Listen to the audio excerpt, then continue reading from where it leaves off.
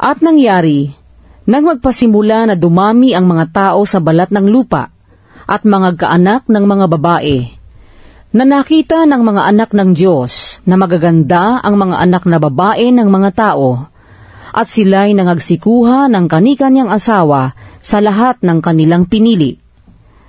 At sinabi ng Panginoon, ang aking espiritu ay hindi makikipagpunyagi sa tao magpakailanman, sapagkat siya may laman.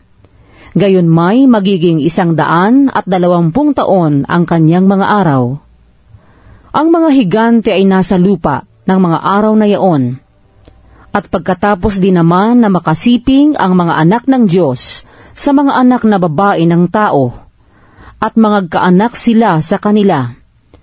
Ang mga ito rin ang naging makapangyarihan ng unang panahon na mga lalaking bantog.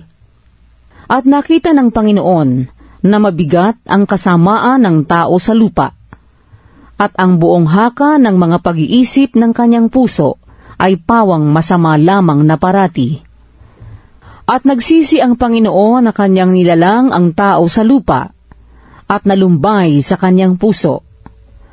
At sinabi ng Panginoon, lilipulin ko ang tao na aking nilalang sa ibabaw ng lupa, ang tao at gayon din ang hayop, at ang mga umuusad, at ang mga ibon sa himpapawid, sapagkat pinagsisisihan ko na aking nilalang sila. Datapwat si Noe ay nakasumpong ng biyaya sa mga mata ng Panginoon. Ito ang mga lahi ni Noe. Si Noe ay lalaking matuwid at sakdal noong kapanahunan niya. Si Noe ay lumalakad na kasama ng Diyos. At nagkaanak si Noe ng 3 lalaki, si Sem, si Cam at si Hapet. At sumama ang lupa sa harap ng Diyos, at ang lupa ay napuno ng karahasan.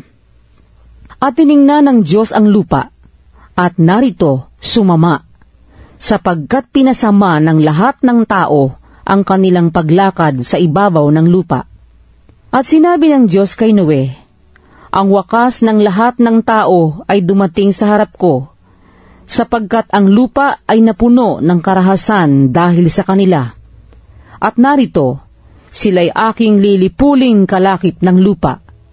Gumawa ka ng isang sasakyang kahoy na gofer.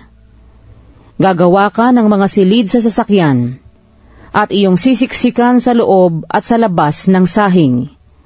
At ganitong paraan gagawin mo. 300 siko ang haba ng sasakyan, 50 siko ang luwang, at 30 siko ang taas. Gagawa ka ng isang durungawan sa sasakyan, at wawakasan mo ng 1 siko sa dakong itaas. At ang pintuan ng sasakyan ay ilalagay mo sa tagiliran. Gagawin mong may lapag na lalong mababa, pangalawa at pangatlo.